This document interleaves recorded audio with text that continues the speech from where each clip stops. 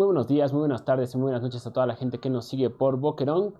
Recordarles que este es un espacio autoconvocado de hermanos y hermanas que tratamos de discutir sobre temas políticos que a veces están en coyuntura y a veces no. Nos hemos estado perdiendo un poco y es porque siempre tratamos de que los análisis de Boquerón sean análisis en profundidad. Y hay momentos donde la coyuntura a veces nos gana con los detalles, pero nos invita también a hacer un análisis más en profundidad. Por eso, justamente viene este Boquerón a decir, bueno, ¿qué es lo que está pasando después del 5503? Y vamos a hacer una lectura de todas estas noticias que las hemos ido teniendo. Vamos a hablar de las leyes antibloqueo, de las diferentes leyes promulgadas o por promulgarse, los diferentes decretos, el tema combustible, el tema Lara y otros más. Ahora, si nos quieren ver de manera más seguida en análisis de coyuntura, les invitamos a que vean Punto de Fuga. Es un programa que nosotros tenemos dentro del canal de OStream. Ahí generalmente debatimos con personas de otras posiciones ideológicas sobre los temas que están saliendo cada semana. Así que reservamos Boquerón para los análisis más en profundidad, Punto de Fuga para los análisis más rutinarios y más de coyuntura nacional. Estamos con José, plantel titular de Boquerón. Hermano, ¿cómo vamos? Bien, bien, feliz de poder volver a grabar, volver a estar presente, digamos, ahí en las cámaras para poder dar esos análisis que son, creemos necesarios por lo que está viviendo el país, por lo que está viviendo la coyuntura nacional y tener una voz disidente, digamos, frente a las posiciones enmarcadas con el gobierno y los medios de comunicación dominantes. Muy bien, vamos entonces a partir justamente donde habíamos dejado gran parte de los análisis, el post-decreto 5503, recordando que fue inconstitucional, era ilegal, era ilegítimo, iba en contra de las grandes conquistas sociales, se hizo nombre de un discurso que resultó ser mentira, que resultó ser falaz. Tenemos un video en Boquerón hablando en detalle del 5503, pero vámonos a lo que pasó después. ¿Cómo podríamos enumerar la estrategia del gobierno después de que perdió frente a la movilización popular en enero del 2026, José? Yo creo que lo que ha tenido el gobierno nos presentó cuál era su visión del país. El 5503 era la visión de país del gobierno de Rodrigo Paz, es la visión que comparten en mayor o menor medida Tuto Quiroga, que comparte Samuel Doria Medina, Marcelo Claure, todas las grandes figuras empresariales de este país. Y al ser derrotado, como no existe otro proyecto, no existe otro elemento, se ven arrinconados a intentar ir por las vías democráticas, por las vías, entre comillas, legítimas, a partir de leyes, de elementos más reducidos, más separados, digamos. Antes nos dieron un paquetazo de 121 artículos y ahora nos quieren sacar, bueno, una ley con 4 artículos, 8 artículos, 3 artículos, que en el fondo va a lo mismo, porque no tienen otro proyecto de país. No tienen otro horizonte, tienen para ellos sus lectores que solo pueden aplicar eso, no pueden aplicar otra cosa. Entonces, hemos tenido el avance sobre la ley de tierras, ¿sí? El avance sobre la ley de diferimiento de créditos, lo han sacado ahora como decreto en su aplicación y cómo esto cambia por completo el sentido, el espíritu de la ley de diferimiento de créditos, entre otras cosas. Ella robaría la palabra, Sí. porque justamente lo que tenemos es una ley, la de diferimiento de créditos aprobada el 5 de noviembre del año pasado, la última ley que aprueba el gobierno de Luis Arce, que tenía por objetivo ayudar a la gente que se había prestado dinero, ya sea para créditos productivos o para créditos de vivienda, que primero, la ley era para todos los prestatarios, para toda la gente que se había prestado. El decreto de que aplique esa ley dice que no, solo los que postulen, solo los que tramiten su ingreso a esta ley. Previa evaluación, o sea que el gobierno puede y la banca pueden elegir no darte ese derecho, que era un derecho conquistado con leyes. O sea, ahí tienen como el decreto vulnera el espíritu de la ley. Punto número 2, la ley era para beneficiar a la gente que no pague ni capital ni intereses. Sí. El decreto lo que termina haciendo es no pagas a capital, pero acumula 6 meses de interés. Y todos sabemos que la banca gana por interés, no gana por el retorno de capital, gana por los intereses. Es decir, la banca no pierde nada, típica estrategia de estos señores. La banca no pierde nada a costa de la gente que no está pudiendo pagar los préstamos. Si la gente puede pagar los préstamos, ¿por qué sacan una ley por el estilo? Se saca una ley porque hay una situación económica complicada para la gente que dinamiza la economía. Los pequeños productores, los obreros, los campesinos que se prestan con vivienda social, con créditos productivos, a ellos es a los que está reventando. ¿En aras de qué? De mantener la usura de los banqueros. Entonces, una ley que estaba destinada a beneficiar a la gente termina siendo una ley que beneficia a la banca. Sí. Y quien paga es la gente. Sí. Pero no es el único caso, ¿verdad, José? Porque No. decíamos de ley de tierras, vamos a lo mismo. Hay una denuncia en redes sociales de que hay 2.5 millones de hectáreas que son usadas por los agroindustriales que figuran en papeles como pequeña propiedad. ¿Por qué es importante esto? Porque todo el mundo sabe y les invitamos a revisar la ley de tierras. Hay diferentes TikTokers y analistas políticos que la han tratado. Lo que hace es pasar de la pequeña propiedad a la mediana propiedad. ¿Eso en qué le beneficia a la banca? A los agroindustriales, perdón.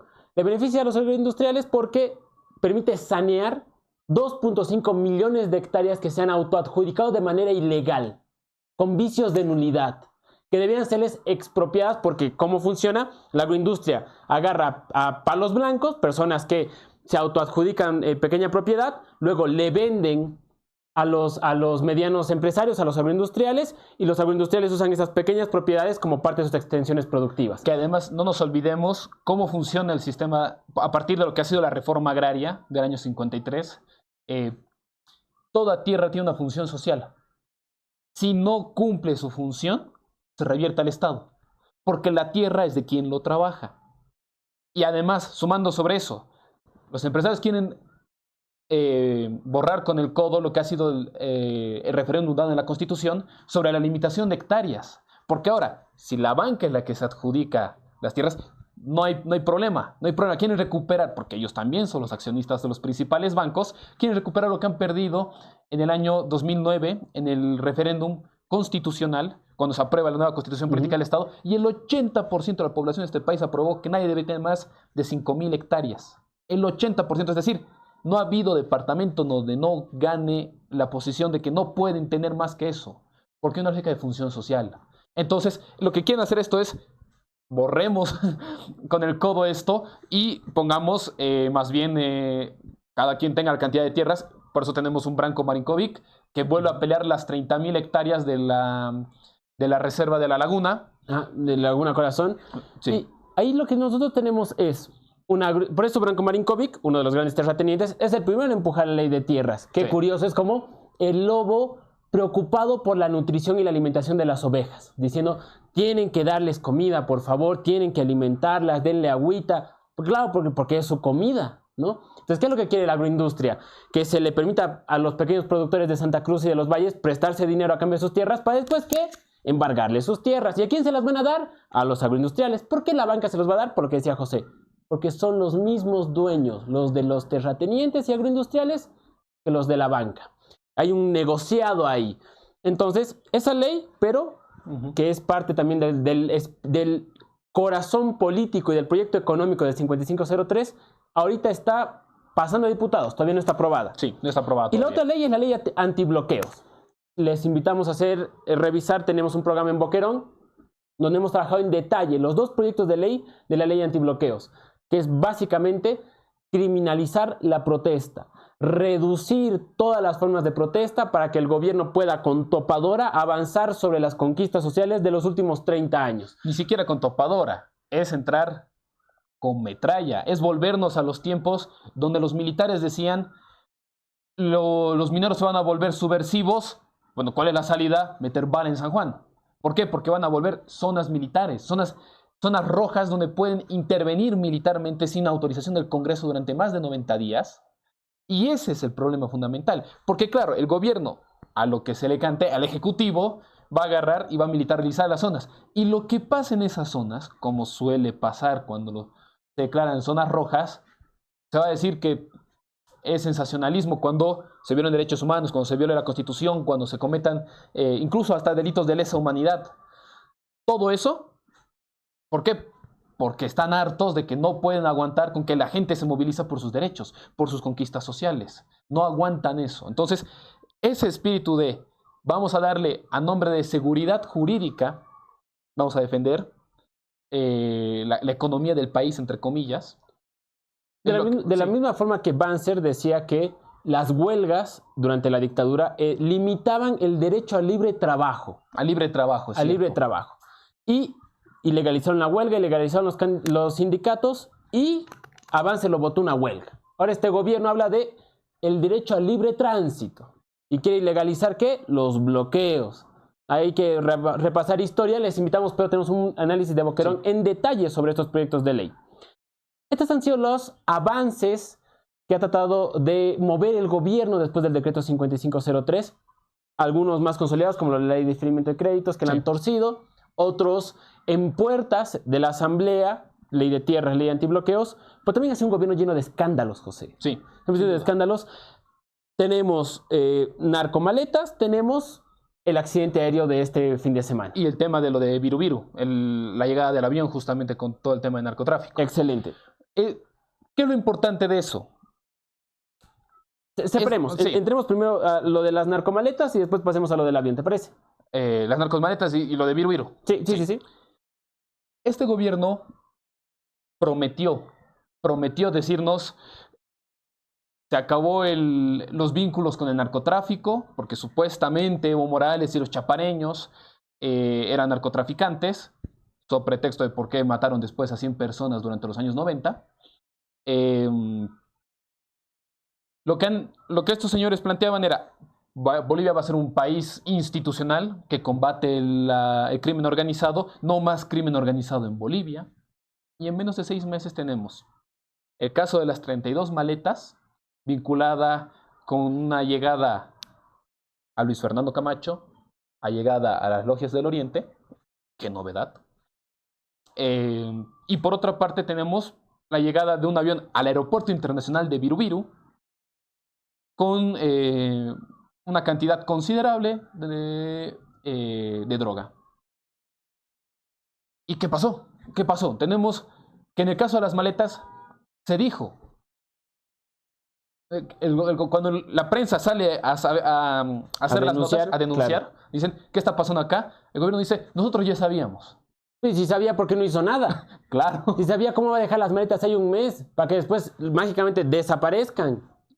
¿Por qué no se enjuició antes al juez responsable? ¿Por qué no se enjuició antes a la diputada con un pasaporte diplomático vencido? ¿Cómo no se hizo la requisa? O sea, aquí hay dos opciones. O el gobierno fue parte y por eso guardó silencio, o el gobierno no sabía y entonces le mintió a la población. En el mejor de los casos son solo mentirosos. En el mejor de los casos. De acuerdo. Y todavía no dan ninguna explicación porque no se ha vuelto a saber más de la investigación. No se ha profundizado, no se ha socializado, no se sabe quiénes son los testigos. Ha quedado de repente en silencio, ¿no? Entonces, escándalos de aviones con dinero no legal, no por lo menos entrando de manera corriente a la banca, con este tema de narcotráfico. Y encima, el accidente de avión en el Alto, en el que nos solidarizamos en primera instancia con quienes son las víctimas, que obviamente no es el Banco Central, que obviamente no es la Fuerza Aérea, que obviamente no es el Estado boliviano. Son por lo menos las 22 personas fallecidas y sus familiares. Son por lo menos las 39 personas heridas por un accidente en el que militares con un avión atropellaron a más de 15 movilidades. Primeramente nuestra solidaridad con esa gente que es la verdadera víctima de esto y no la parafernalia de los medios de comunicación de tratar de estigmatizar a la gente del Alto como gente ladrona, ¿no? Que además es la mejor forma, porque obviamente los medios de comunicación que también responden a los grandes empresarios tienen una bronca con una ciudad subversiva, combativa, revolucionaria como la ciudad del Alto. ¿Y cuál es la mejor forma? Igual que en el 2019, son bárbaros, son salvajes. Entonces, en vez de ayudar a la gente, van y se roban la plata. Además, diciendo de que supuestamente esa plata no tiene valor legal. Supuestamente. O sea, había una referencia que alguien mencionaba en las redes sociales, crédito para el que lo haya publicado. Utilizaron un martillo cuando necesitaban un bisturí. Es decir, fueron así de torpes, así de brutos. Una acción que necesitaba primeramente militares, antes que correr por ese dinero, ¿qué diablos estaba pasando con los heridos? ¿Qué diablos había pasado con las movilidades destruidas por el avión? De partida que todos esos militares deberían estar ahorita en tribunal, han matado 22 personas. ¿Qué ha pasado con eso? ¿Dónde están los inicios de los procedimientos? Claro, Hasta para saber ahí- si hubo falla mecánica, si hubo lo que sea, tienen que pasar por tribunales. y justamente yo veía eso ahí contigo, José, porque tú tienes, primeramente, más policías para recoger el dinero que para atender a las personas heridas. Claro. Más militares para estar atentos de que no se entren al avión, que para verificar y hacer un listado de quiénes faltan, de quiénes están desaparecidos, de quiénes, cuál es su situación. Hasta el día de hoy tenemos personas no identificadas, Sí. no se sabe exactamente el número de fallecidos, porque el objetivo del gobierno ni siquiera es atender a la gente. El objetivo del gobierno es cómo este dinero que nos estamos trasladando no se pierde. Y aún para hacer eso, que ya en sí es inhumano, porque lo que debe primar siempre es la vida de los bolivianos. Y el deber de cuidar esas vidas es del Estado, es del gobierno. ¿Qué va a hacer la gente que estaba ahí viviendo? ¿Qué iba a hacer? Bomberos tienen que atender a los heridos, paramédicos tienen que atender a los heridos, militares tienen que atender a los heridos. ¿Qué va a hacer la gente de a pie? A la gente de a pie se le pide ser bombera, policía, paramédico. ¿Dónde está el Estado? Para eso son gobierno, sino ¿para qué están ahí? ¿No? Pero además, aún para su labor económica, vergonzoso. Un presidente del Banco Central que anula toda una serie de billetes que están en circulación desde hace 6 meses. Que además le cuesta al país. Ojo, Bolivia no es otros países. En Bolivia no se agarra y se tiene una maquinita para imprimir billetes. No, no, no. Hace décadas Bolivia tiene contratos con empresas que producen los billetes para tener un registro de cuántos es el circulante. Y no crean que esos billetes son gratis. No son gratis. El agarrar y declarar, esto no vale. Todo un paquete de billetes cuesta cientos de millones de dólares.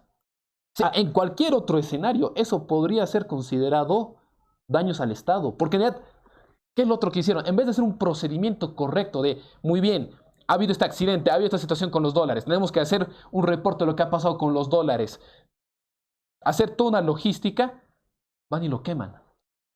¿Cuándo se ha visto en un procedimiento que quemes dinero porque me puse nervioso? Eso no se puede hacer, es daño al Estado. Además de daño al Estado, la medida del presidente del Banco Central de ilegalizar toda la Serie B perjudica a toda la economía del país, porque los billetes de la Serie B están en Tarija, están en Oruro, están en Potosí, están en todos los lugares donde no había el accidente. Entonces, con esto queremos demostrar algo, para cerrar un poco esto. Un gobierno inútil, un gobierno incapaz de tomar decisiones, pero además, lo más importante, de hacerse responsable de los errores que comete. Porque lo que uno debería haber hecho es inicialmente decir, aquí ha habido un accidente. Lo primero que vamos a hacer, vamos a investigar la caja negra del avión, si hubo fallos técnicos, solidarizarse con las víctimas, no saltar como león, como lobo a la oveja sobre el tema del dinero, que parece que es lo único que le importa al gobierno. No hemos visto a Rodrigo Paz pronunciarse ni siquiera por los 22 fallecidos. Ni siquiera por, ya, quieres solidarizarte con el único militar que lamentablemente ha perdido la vida, ni con él. Lo que importa es aquí la plata. La plata. Ahora bien, también entonces pasemos al tema de la plata. Porque diferentes medios de comunicación, de TV principalmente, han venido denunciando que hay un sobreprecio en la compra de combustible acompañado de una mala calidad de combustible. Sobre esto yo algunas puntualizaciones. El día de hoy Rodrigo Paz salió a decir de que hay un sabotaje interno. Si hay un sabotaje interno, la pregunta es por qué hay una denuncia hecha por el vicepresidente y por diferentes medios de comunicación de una licitación con sobreprecio de 4 millones de dólares en su gobierno, señor Rodrigo Paz, con sus ministros, con la firma de ellos hecho esa licitación. Eso parece que no es daño al Estado. Darle combustible, pero esa misma licitación compra combustible de mala calidad, perjudica las movilidades de los bolivianos. ¿Cuándo el Estado, José, se ha hecho responsable del tema de los combustibles? Es difícil responder esa pregunta, pero... No. Mira, yo te contrapuntearía. Un mes está la denuncia, hermano. Sí. Un mes. El día que han empezado a bloquear los transportistas, recién el gobierno tomó cartas en el asunto. De acuerdo. El tema de resarcir los daños mecánicos de las movilidades, del transporte público, de los transportes interprovinciales, recién fue tomado en cuenta por el gobierno cuando se empezó a bloquear. Entonces uno se pregunta, ¿quién es el que está acostumbrado a bloquear? ¿El gobierno o el Estado? Parece que el Estado solo funciona, el gobierno del Rodrigo Paz, solo funciona cuando le bloqueas. Pero es que solo así atiende a la gente. Un mes toda la gente quejándose. Medios de comunicación, autoridades, representantes en la Asamblea Legislativa, que le están diciendo, hay mala calidad de combustible. Lo primero que he dicho, no es cierto, es mentira. No, después, no, sí, es verdad, siempre sí. Sí, sí, de acuerdo. Entonces tú dices, hermano, ¿quién es el que está acostumbrado al bloqueo? El gobierno. Este gobierno es el que no aprende si no es cortando las rutas. Y ahí, digamos, me parece importante ver que lo que estamos teniendo con el tema de los carburantes es realmente alarmante porque también implica qué relación tú tienes con el Estado cuando tú llegas. Si el Estado es botín de guerra o si el Estado es un espacio para dar un servicio al país, para dar una función social al país, darle un apoyo para utilizar esa maquinaria para aliviar la crisis de los bolivianos o para favorecer a unos cuantos. Entonces, creo que es evidente, digamos, para quién gobierna este señor presidente y todo su conjunto de ministros. Quisiéramos decir que fuera el Parlamento, pero la verdad es que tampoco el Parlamento está más dedicado a pelearse entre ellos por poder que por atender las necesidades de la gente. Pero lo que encontramos es un gobierno, a plan de decretazos la mayoría de las cosas, que lo que busca es favorecer a unos cuantos en detrimento de las grandes mayorías. Pero entremos en profundidad, José. ¿Para quién gobierna? Lo que tenemos y compartimos con todos los miembros de Boquerón es que todo gobierno es un gobierno de clase. Sí. Todo gobierno es un gobierno de clase. ¿Por qué? Porque el gobierno, como forma de concentración de poder, favorece a una clase social o a otra. Clarísimo si comparamos los gobiernos de los últimos 20 años. Cuando gobernó el hermano Evo Morales, hubo toda una política de clase, de apoyar a quienes, obreros, campesinos, mundo indígena, comerciantes, transportistas. Por eso se hacían carreteras, aumentaban salarios, se ampliaba red de educación, red de salud. Por eso se hacía todas las medidas económicas, políticas y sociales, además de la Asamblea Constituyente, la dignificación de la huipala, la dignificación de la identidad indígena. Todo eso también es un gobierno de clase, pero de la clase popular, de la clase indígena, de la clase trabajadora. Este gobierno de clase es un gobierno de la patronal, de los empresarios, de los terratenientes. ¿Por qué creen que las medidas más sólidas del gobierno son todas las que benefician a la agroindustria? Les han quitado impuestos, les han quitado impuestos a las grandes fortunas, les han abierto exportaciones, les han quitado los cupos de abastecimiento del mercado interno, les han dado la ley de diferimiento de créditos para que la banca no pierda, les quieren aprobar la ley de tierras. El gobierno solo da beneficios a un sector y a todos los demás, palo. Palo, sea ley antibloqueos, sea combustible de mala calidad, sea estigmatización a la gente por haber hecho semejante tragedia en la ciudad del Alto. Es un gobierno de clase. Sí. Pero acompañado de una forma de gobernar. Tú podrías decir, José, te hago una pregunta. ¿Quienes gobiernan son los empresarios o son gente a servicio de los empresarios? Al servicio de los empresarios. Yo creo que es evidente. Los empresarios no les gusta aparecer en la portada. No les gusta ser ellos los que figuren en la administración pública. Les gusta que la gente que trabaja para ellos, empezando por el propio presidente Rodrigo Paz Pereira, que fue empleado de Samuel Doria Medina en algún momento, trabaje para ellos, les resuelvan las cosas, mientras los empresarios se mantienen haciendo negocios, porque a eso les encanta, que el Estado se ponga al servicio para que ellos hagan negocios. Lo han hecho durante los años 90, a los principios de los años 2000. Entonces, es un gobierno de los empleados de los empresarios para el beneficio de los empresarios. Entonces, la pregunta que nos queda es, a modo, digamos, de cierre, ¿quién es la oposición entonces? ¿Quién es el que se enfrenta a esa forma de gobierno, a esa forma de administración, a esa forma que no le interesa el respeto a la constitución política del Estado, de los derechos sociales, de las garantías de los derechos humanos? Aquellos que quieren gobernar para el poder del capital. Claro, ¿quién es su oposición? ¿Quién es su oposición? Yo me decía ahí, José, es principalmente los sectores populares. Ya. Reflejados en la mejor forma en lo que fue la pelea contra el decreto 5503. Ya. Hablamos de obreros, comerciantes, transportistas, campesinos, cocaleros. Todo lo que fue el mundo indígena, pero no solo el mundo indígena en el ámbito rural, porque generalmente se asocia comunidades a mundo indígena. Sí. Todos aquellos que se reivindican huipalistas, todos aquellos que curiosamente combatieron a la Áñez, ahora combaten a Rodrigo Paz. Sí. Y es por lo tanto una oposición en calle. Sí. Porque si uno busca la oposición en la asamblea, puede encontrar personajes. Vamos a encontrar a la senadora Anita Crispín, vamos a encontrar al senador Nilton Condori y algunas voces más. Sí. Pero no hacen mayoría, no logran frenar los avances en cuanto a leyes, no logran detener al Ejecutivo, ni siquiera logran fiscalizar, ¿qué se llama someter a revisión al ministro de Hidrocarburos. Uh-huh. Es una oposición en la asamblea reducida. Está la hermana Claudia Herbas también. La hermana Claudia Herbas, pero claro. Después de unas 5 o 6 personas, todo el resto de la asamblea está buscando cuál es su parte de la torta y cómo negociar con Rodrigo Paz para que le den esa parte. Sin duda. La oposición es en la calle. La oposición es, por lo tanto, a la cabeza de las organizaciones sociales. Y es, ante todo, una oposición articulada desde la resistencia. Para mí, eso es lo fundamental. ¿Qué nos deja el 5503?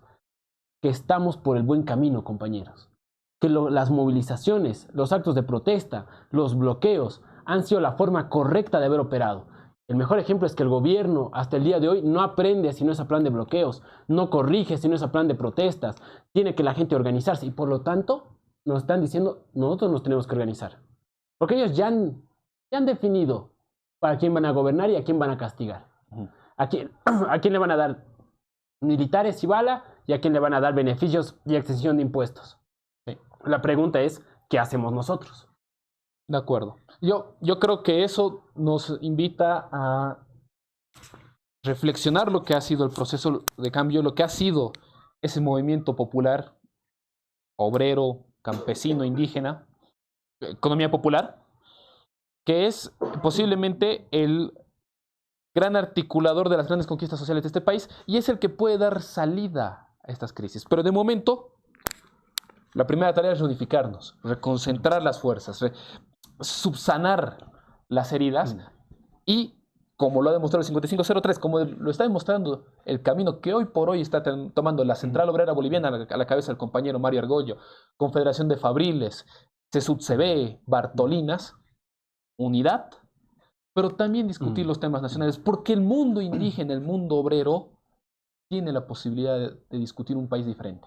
Porque lo que quieren los empresarios, lo que quieren los serviles de los empresarios es volver al discurso en el que los trabajadores, el mundo indígena, los campesinos, no podían discutir sobre la administración pública. Era una cosa de letrados, de doctorcitos. Y si los letrados son corruptos, si los letrados son negligentes, si los letrados son ignorantes sobre las leyes y sobre la Constitución, y además ineptos para poder gobernar, lo único que le están demostrando al país es que el país estaba mejor cuando quienes gobernaban eran los indígenas, cuando quienes gobernaban eran los trabajadores, cuando quienes gobernaban eran los mineros, los obreros, los campesinos, los cocaleros. No es discurso, son datos. Reducción de pobreza, reducción del desempleo, abastecimiento de educación, abastecimiento de salud, carreteras, obras, dignidad, eficiencia estatal, crecimiento del Estado, crecimiento de la economía, crecimiento de las reservas, crecimiento de la producción, acceso a créditos blandos. Eso es. Los trabajadores saben gobernar porque ellos saben cómo se vive y saben cómo vivir mejor. Entonces nuestra invitación, es que si los sectores populares ya lo han hecho una vez, vamos a poder volver a hacerlo. Reorganización, disputa del sentido común, batalla cultural y visión de un nuevo país. Ese sería nuestro mensaje para contrarrestar este gobierno de clase que en estos 4 meses casi de gobierno ya nos ha mostrado para quién quiere gobernar y para quién no. Este sería nuestro mensaje final, hermano José. Así que les invitamos a darle like, a dejar sus críticas, sus dudas en los comentarios, a compartirlo con la mayor cantidad de hermanos, que trascienda a departamentos, que llegue a Oruro, que llegue a otros departamentos, que llegue a las provincias, que llegue al área rural. Porque tratamos de aquí de hacer un aporte para todas y todos, igual que hay otros hermanos y hermanas que lo están haciendo. Necesitamos retejernos y para eso necesitamos escucharnos. Ha sido un gusto y nos estamos viendo en un próximo video.